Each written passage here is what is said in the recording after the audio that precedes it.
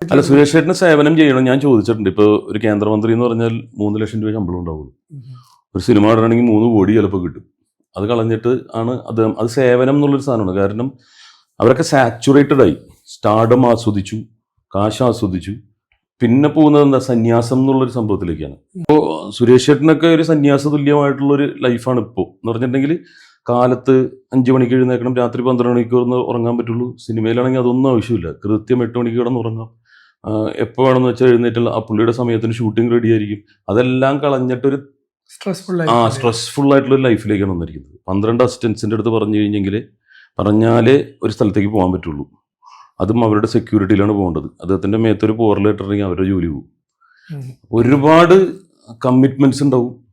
പിന്നെ ഉദ്ഘാടനത്തിന് പോകുമ്പോൾ എനിക്ക് വേണമെങ്കിൽ 2 ലക്ഷം 1 ലക്ഷം ഒക്കെ ചോദിക്കാം. അത് ഉദ്ഘാടനത്തിന് പോകുമ്പോൾ ഒന്നും ചോദിക്കാൻ പറ്റില്ല. ഇപ്പൊ സിനിമ നടനെങ്കിൽ ചോദിക്കായിരുന്നു, സേവനമായി മാറി. അപ്പോൾ രണ്ടും വ്യത്യാസമുണ്ട്. അപ്പോൾ അത് നമ്മൾ എന്നെ ഒരു ആർട്ടിസ്റ്റിനെ സംബന്ധിച്ചിടത്തോളം ത്യജിക്കുന്ന ഒരു കാര്യമാണിത്. ഇവിടെ പോയിട്ട് കക്കാനും പിടിക്കാനും അല്ലല്ലോ സുരേഷ് ചേട്ടൻ വന്നിരിക്കുന്നത്.